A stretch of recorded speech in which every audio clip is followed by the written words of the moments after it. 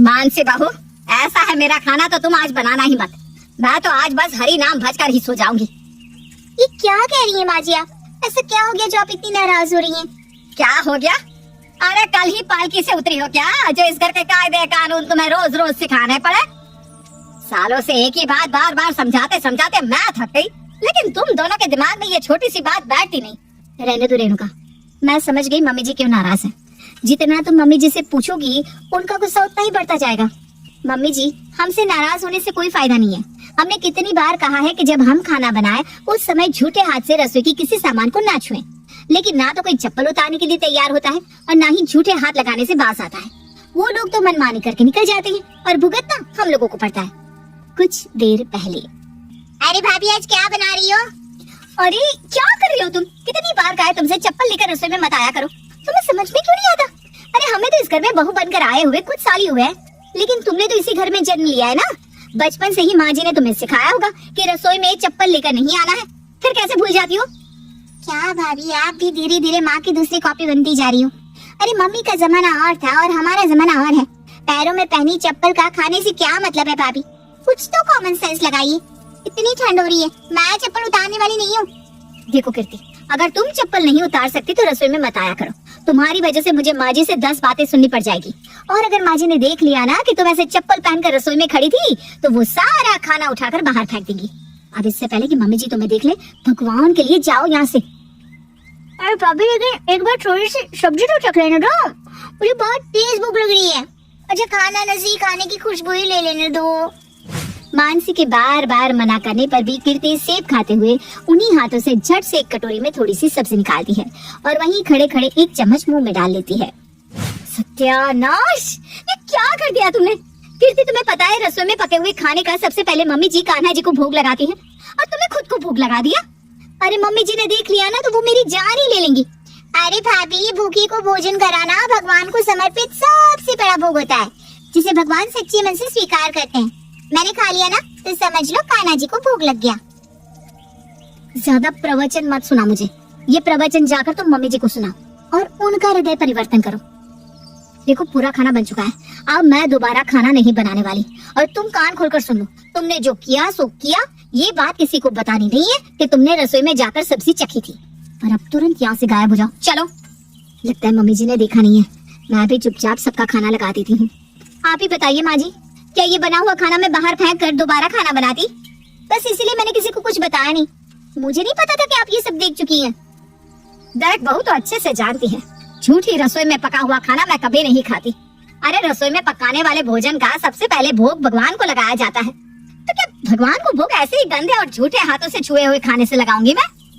तुझे दोबारा खाना बनाने से परेशानी थी ना? ठीक है, तुम लोगों को खाना हो तो खा लो, मुझे ये अपवित्र भोजन खाने के लिए मत कहना। मैं अपने कमरे में जा रही हूँ। सास की बात सुनकर दोनों बहुओं के चेहरे उतर गए थे। अब ऐसा तो नहीं हो सकता था कि वे दोनों सास को भूखा छोड़कर खुद खाना खा लेती, इसलिए बाकी घर वालों को खाना परोसकर वो पूरे किचन की सफाई करती है और फिर से सास के लिए खाना बनाती है। भाभी, आज ही कोई पहली बार नहीं हो रहा। इस घर में नियम बाकी लोग भी तोड़ते हैं, लेकिन सजा हमेशा हम दोनों को ही मिलती है। अरे माँ जी, अपना ये कड़ा अनुशासन घर के बाकी लोगों के ऊपर क्यों नहीं चलाती? सारा जोर उनका हमारे ऊपर ही चलता है। रेणुका, अपना बहुत हो गया है, अब हमें इसका कोई इलाज सोचना पड़ेगा। आखिर कब तक हम ऐसे ही दिन में 2-2 बार रसोई रगड़ रगड़ कर साफ करते रहेंगे? भाभी यही बहाना बनाते हैं ना कि घर में सब लोगों को उनकी चप्पल उतारना याद नहीं रहता। तो ठीक है, मैं एक बोर्ड पर बड़ा बड़ा लिख देती हूँ कि रसोई में चप्पल लेकर आना मना है और बिना हाथ धोए रसोई में घुसने और किसी सामान को छूने की परमिशन नहीं है। जब रसोई में घुसने से पहले ही बोर्ड पर नजर पड़ेगी तो सबको खुद ही याद आ जाएगा कि चप्पल उतार कर ही रसोई में अंदर आना है। आइडिया तेरा अच्छा है। ठीक है, तो आज ही बोर्ड टांग देना। उसी दिन रेणुका बोर्ड रसोई के दरवाजे पर लटका देती है शाम के समय। अरे रेणुका तुम हटो, आज सब्जी मैं बनाता हूँ। मेरी गुलाबो थक जाती होगी ना रोज रोज खाना बनाते बनाते। अरे इस गुलाबो पर मेहरबानी करो और आप रसोई से बाहर रहो, यही सबसे बड़ी हेल्प होगी आपकी। दरवाजे पर इतना बड़ा बोर्ड टांग रखा है, उसके बाद ही जूते पहनकर सीधा रसोई में घुसे चले आए आप। अभी आपके पीछे पीछे बड़े भैया भी रसोई में आ धमकेंगे। आपकी वजह से अब मुझे फिर से वहाँ पोछा लगाना पड़ेगा। ऐसा लगता है कि मेरी जिंदगी इस किचन को चमकाते चमकाते ही बीत जाएगी। तभी बड़े भैया भी रसोई में आ जाते हैं। सुनो, एक गिलास पानी तो देना जरा। अरे आप लोग पढ़े लिखे अनपढ़ है क्या? दरवाजे पर जो बोर्ड टंगा है वो आप लोगों के लिए है। आप लोगों को जो भी चाहिए हमसे मांग लिया करो ना। जिसको देखो रसोई में ही घुसता चला आता है। मानसी और रेणुका घर में सबको समझा समझा कर थक गई थी। बोर्ड बेचारा रसोई के दरवाजे पर लटका हुआ अपनी किस्मत को रो रहा था, लेकिन बाकी घर वालों को उनके बोर्ड टांगने पर कोई असर नहीं पड़ा था। अरे हाथ धोने से इनके हाथ घिस जाते हैं क्या? पता नहीं भाभी, ऐसे माहौल में आपने इतने साल कैसे निकाल लिए। सब इस घर में अपनी मनमर्जी से रह रहे हैं। जोर तो मम्मी जी का बस हमारे ऊपर ही चल रहा है। अगर आपने शुरू में इस बेहूदी रिवाज का विरोध किया होता ना, तो हम आज ये सजा नहीं भुगत रहे होते। सही कहती हो तुम। ठीक है, अगर मैंने बिगाड़ा है ना तो सुधारूंगी मैं ही। जैसे तूने पिछली बार बोर्ड बनाया था ना, वैसे ही एक और बोर्ड बना और इस बार बोर्ड पर लिखना रसोई की हड़ताल। रसोई की हड़ताल? हाँ, अब यही आखिरी उपाय बचा है हमारे पास। अगर इस घर के लोग अपनी जरा सी आदत में बदलाव नहीं कर सकते, तो हम भी जीवन भर माँ जी को खुश करने के लिए दिन में 3-3 बार रसोई साफ नहीं करने वाले। ऊपर से सब कुछ फिर से बनाना पड़ जाता है 100 लाख। जेठानी की कहे अनुसार अगले दिन सुबह ही रसोई पर हड़ताल का बोर्ड लटक गया था और दोनों बहुएं अपने अपने कमरे में कंबल में दुबकी आराम कर रही थी। ये क्या कर रही हो तुम? तेरा ऑफिस जाने का टाइम हो गया है और तुम यहाँ कंबल में बैठी हुई हो। आज नाश्ता खाना कुछ नहीं बनाना क्या? आप जाकर रसोई में देख लो, आपके सारे सवालों के जवाब वहाँ पर मिल जाएंगे। सुबोध रसोई तक पहुँचता है तो उसे रसोई के दरवाजे पर लटका हुआ बोर्ड नजर आता है, जिस पर लिखा था रसोई की हड़ताल। मम्मी, ये क्या नया नाटक है? इन दोनों को ये क्या नया नया शौक लग गया है? रोज नए नए बोर्ड बनाकर रसोई के दरवाजे पर टांग देती है। और अब इस हड़ताल का क्या मतलब समझे आप? देखो बेटा, हड़ताल का मतलब ये है कि दोनों बहुएं रसोई में कुछ भी नहीं बनाने वाली। उन दोनों ने रसोई के काम से हड़ताल कर रखी है। अरे तो आप कुछ कहते क्यों नहीं? वो दोनों खाना नहीं बनाएंगी तो क्या हम भूखे पेट ऑफिस जाएंगे? देखो बेटा, मेरे कहने से तो कोई फायदा होने वाला नहीं, क्योंकि जब मेरे बेटे ही मेरी बात नहीं सुनते तो बहुएं क्या सुनेंगी। मैंने आपकी कौन सी बात नहीं सुनी? बेटा, मैं बरसों से समझा रही हूँ कि रसोई में चप्पल पहनकर नहीं आते, झूठे हाथों से रसोई का कोई भी सामान नहीं छूते, लेकिन ना तो तुम्हारे कानों पर जू रेंग रही है और ना तेरे भाई के। आखिर वो बेचारी भी कब तक तुम लोगों की ये गलत आदतें बर्दाश्त करेंगी? हैं? वो भी तो इंसान है, पूरा दिन रसोई की सफाई करते करते थक जाती हैं। ठीक है, जब तुम लोग घर के नियमों के अनुसार नहीं रह सकते तो तुम्हारे साथ ऐसा ही होना चाहिए। अरे भैया, ये रेणुका बोल रही है कि आज से वो घर में खाना नहीं बनाएगी। अरे ये तीनों सास बहू एक हो गई हैं और कहती है कि आज से रसोई में खाना नहीं पकेगा। इन्हें ऐसा लगता है कि ये हमारे लिए खाना नहीं बनाएंगे तो हम जैसे भूखे मर जाएंगे। ठीक है, हमें भी तुम लोगों की कोई जरूरत नहीं है, हम खाना खुद बना लिया करेंगे। क्या छोटे? क्या खाना? और हम? अरे तो क्या हो गया? अरे हम घर के बाहर जाकर पैसे कमा कर ला सकते हैं, तो खाना बनाना कौन सा बहुत बड़ा काम है? 10 मिनट में खाना बना कर रख सकता हूँ मैं। चल छोटे, आज से खाना हम दोनों मिलकर बना लिया करेंगे। हाँ भैया, आप बिल्कुल ठीक कह रहे हैं। इन लोगों को ऐसा लगता है कि ये खाना बनाकर हमारे ऊपर बहुत बड़ा एहसान कर रही हैं और ये हड़ताल करने की धमकी देकर हमारे ऊपर दबाव बना लेंगे, लेकिन हम भी किसी के दबाव में आने वाले नहीं हैं। पवन और सुबोध गुस्से में पांव पटकते हुए रसोई के अंदर पहुंच जाते हैं। भैया, हम लोगों ने बड़ी बड़ी बातें करके पंगा तो ले लिया है उन लोगों से, लेकिन अब करेंगे क्या? मुझे तो कुछ भी बनाना नहीं आता। अरे तू रुकना जरा, खाना बनाना कोई रॉकेट साइंस तो है नहीं। तुम YouTube चलाओ, YouTube से देखकर आज हम उनसे भी अच्छा खाना बना लेंगे। अच्छा छोटे, ऐसा कर, तू आटा गूंद, तब तक मैं दाल उबालने के लिए रखता हूँ। अरे भैया, ये तो बिल्कुल तालाब बन गया। ये आटा गूंथेगा कैसे? अरे इतना पानी डालने के लिए किसने कहा था?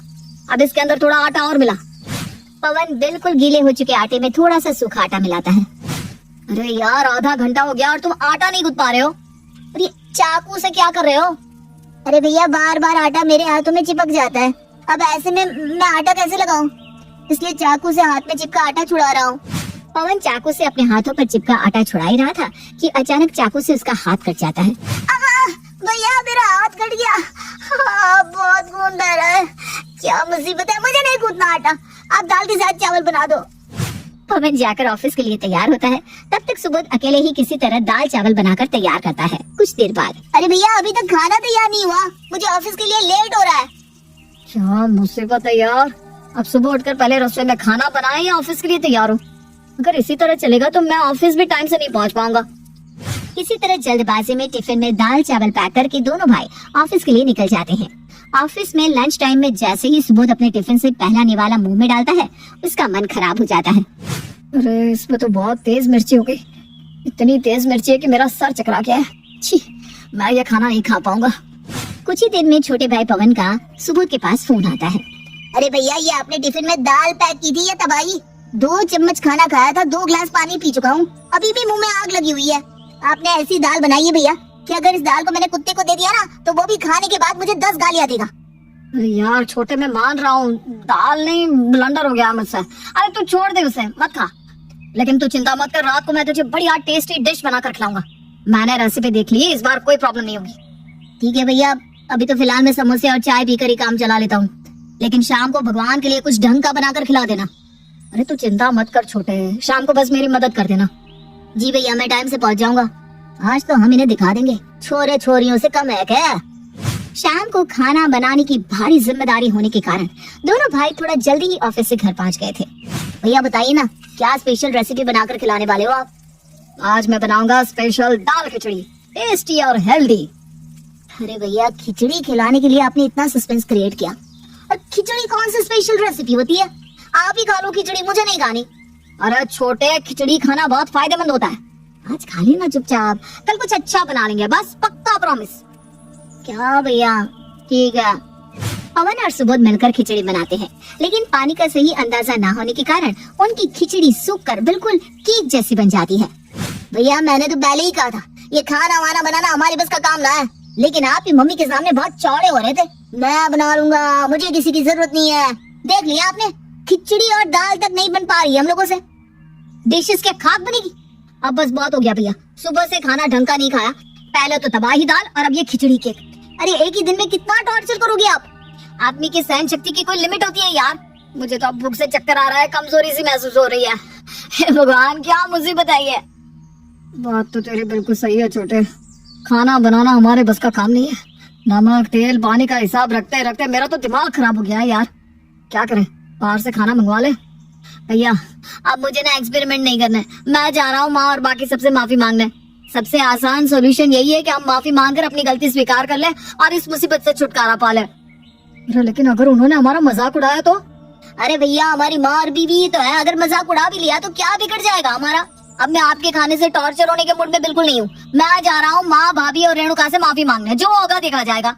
अरे ठहर, मैं भी चल रहा हूँ तेरे साथ। ठीक है, तुम लोग जीते हमारे, हम मानते हैं रसोई संभालना हमारे बस का काम नहीं है। बेटा बहुत अच्छी बात है कि तुम्हें तुम्हारी गलती समझ में आ गई, लेकिन मुद्दा तो अभी भी वही का वही है। रसोई में खाना तुम दोनों को तभी मिलेगा जब तुम रसोई के लिए बनाए हुए नियमों का पालन करोगे। मैं तैयार हूँ, आज के बाद आप जैसा कहेंगे मैं वैसा ही करूंगा। आपके बनाए हुए नियमों के साथ मेरी तरफ से कोई छेड़खानी नहीं होगी।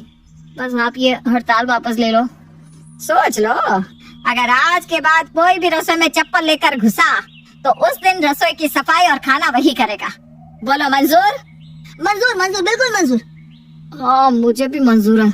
अब अगर आप लोगों की हड़ताल वापसी हो गई हो तो भगवान के लिए 1 कप चाय और खाना खिला दो। सुबह से भूखे हैं हम, भूख से जान जा रही है। तो फिर ठीक है, आप लोग हाथ धोकर डाइनिंग टेबल पर आ जाओ, खाना तैयार है। खाना तैयार है? इसका मतलब खाना आप लोग पहले बना चुके थे? हाँ नहीं तो क्या, तुम्हारी माँ हूँ मैं, तुम्हारी रग रग से वाकिफ हूँ। मुझे पता था शाम होते होते तुम दोनों की सारी हेकड़ी निकल गई होगी, इसलिए मैंने पहले ही खाना बनवा दिया था। सरला की बात सुनकर सभी हंसने लगते हैं और मिलकर खुशी खुशी खाना खाते हैं।